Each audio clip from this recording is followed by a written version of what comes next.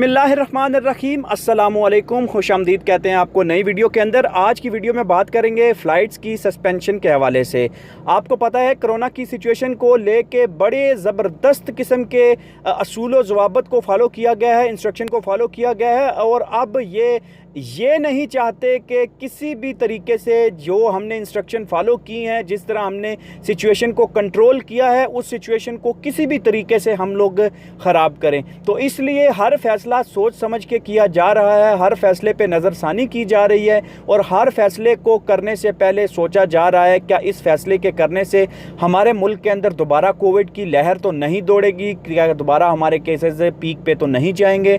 इसलिए हर फैसले को सोचा समझा जा रहा है। आज की वीडियो के अंदर बताएंगे कि उस सस्पेंशन को एक्सटेंड कर दिया गया है जिस सस्पेंशन को 7 जुलाई तक बताया गया था। गल्फ न्यूज़ की खबर के मुताबिक ये खबर आप तक पहुंचा रहे हैं कि इंडिया से यूएई की जो फ़्लाइट्स थी उनको 21 जुलाई तक एक्सटेंड कर दिया गया है। उस सस्पेंशन को 21 जुलाई तक एक्सटेंड कर दिया गया है। इस एक्सटेंशन की क्या वजह है, वजूहात सामने हैं आपके।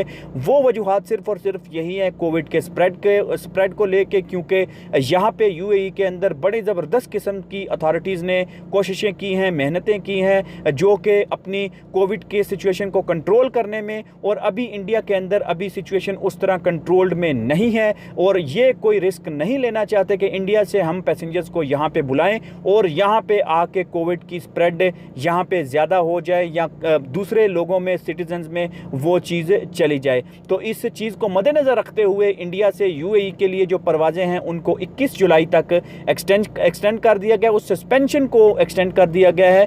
अब क्या होगा, अब 21 जुलाई को फैसला आएगा, नोटिफिकेशन आएगा कि क्या करना है, उसको फ़्लाइट्स को ओपन करना है या दोबारा कोई डेडलाइन देनी है, या इस खबर पे जो फर्दर नोटिस के लिए इस फ़्लाइट सस्पेंशन को एक्सटेंड किया गया है, तो फर्दर नोटिस का हमें इंतज़ार करना पड़ेगा कि फ़र्दर नोटिस में क्या चीज़ सामने आ रही है। तो दोस्तों नेक्स्ट वीडियो तक के लिए इजाज़त दीजिए, अपना ख्याल रखिए, अल्लाह हाफिज़।